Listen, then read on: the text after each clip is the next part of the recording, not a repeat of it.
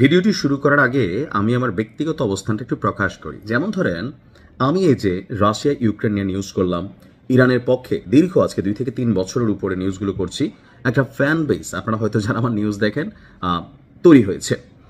আমার এই ভিডিওগুলোর মাধ্যমে আসলে ইরানের কোনো উপকার হবে না, কিন্তু একটু উপকার আমাদের যেটা করতে পারি সেটা হচ্ছে সরাসরি আমরা দাওয়া দিতে না পারলেও, আমরা ইরানকে কোনো রকম মেশিনারি সাপোর্ট দিতে না পারলেও দোয়া করতে পারি, যেটা আরশে মোবারকে চলে যেতে পারে। সেখান থেকে যদি মহান রব্বুল আলমিনের ইচ্ছে হয় তাহলে সেখানে পরিবর্তিত কোনো কিছু ঘটতে পারে। তো এটা হচ্ছে আমার শক্তি, আমি এই জন্য ভিডিও বানাই। আর আপনি যারা আছেন আমার ফলোয়ার বা আমার নিউজ শুনেন, আপনি ভিডিওটা যে শেয়ার করছেন সেও মনে করতেছে না আসলে সরাসরি তো গিয়ে লড়াই করা সম্ভব না, তো শেয়ারের মাধ্যমে আমরাও একটা অনলাইন লড়াইয়ে সম্পৃক্ত হচ্ছি।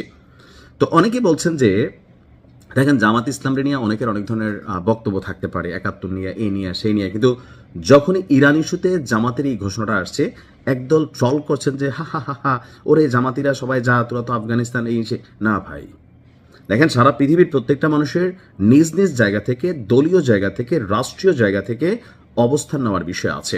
সো পলিটিক্যাল পয়েন্ট অফ ভিউর বাহিরে জামাত ইসলাম যে ঘোষণা দিয়েছে আমি এটাকে সম্মান জানাই। যুক্তরাষ্ট্র এবং ইসরায়েল যখন একজোট হয়ে অভিযান চালাচ্ছে, যদি ইরানে এই অভিযান বন্ধ না করে তাহলে জামাত ইসলাম কি করবে? জামাত ইসলাম বৃহত্তর কর্মসূচির ডাক দেবে। মন্তব্য করেছেন কে? বাংলাদেশ জামাত ইসলামের কেন্দ্রীয় কমিটির নায়েবে আমির এবং সংসদ সদস্য এটিএম আজহারুল ইসলাম। বাইতুল মুকাররম প্রাঙ্গণে ইরানে হামলা এবং সর্বোচ্চ নেতার মৃত্যুর প্রতিবাদে জামাত ইসলাম আয়োজিত বিক্ষোভ সমাবেশে প্রধান অতিথির বক্তব্যে তিনি এই কথা বলেন।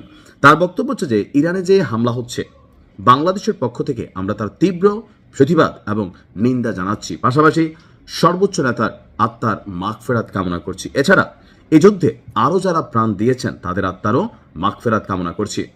জাতিসংঘ গঠন হয়েছিল বিশ্ব শান্তির জন্য, অথচ তারা এখন কয়েকটি দেশের তাবেদারি করছে। জাতিসংঘ এইভাবে ভূমিকা পালন করতে থাকলে একদিন জনগণই বলবে জাতিসংঘের আর কোনো প্রয়োজন নেই। তাদের যথাযথ ভূমিকা পালনের আহ্বান জানাচ্ছি। একই সঙ্গে ওআইসিকেও যথাযথ ভূমিকা পালন করার আহ্বান জানাচ্ছি। জাতিসংঘ কি ভূমিকা পালন করবে? জাতিসংঘ যাদের টাকায় চলে তাদের বিরুদ্ধে কেউ অবস্থান নেবে না, হচ্ছে বাস্তবিক। কিন্তু ওআইসি অর্থাৎ ওয়ার্ল্ড ওয়াইড যে ইসলামিক রাষ্ট্রগুলো আছে, তাদের যে সংস্থা মুসলিম রাষ্ট্রগুলোর, তারা কিন্তু প্রতিবাদ করে রুখে দাঁড়ানো উচিত বলে আমি মনে করি।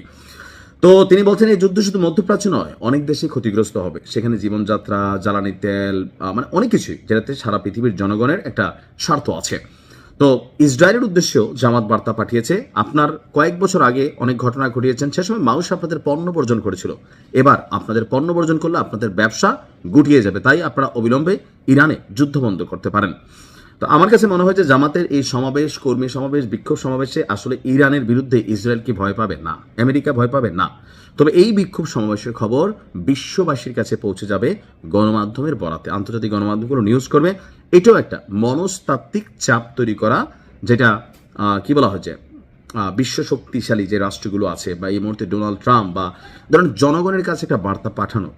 তো এই কাজটাই বেসিক্যালি এখানে জামাত করছে। এতে এই যুদ্ধের ক্ষেত্রে কোনো রকম প্রভাব তৈরি হবে না। তবে ওই যে লাস্টে যেটা বলছে পণ্য বর্জন, আসলে কি আমরা করতে পারি? সম্ভব হবে। তারপরেও হয়তো 10টা না পারলে 5টা তো পারবো। ওই 5টা দিয়ে আমরা আমাদের অ্যাকশন দেখাবো। ভালো থাকুন। আসসালামু আলাইকুম।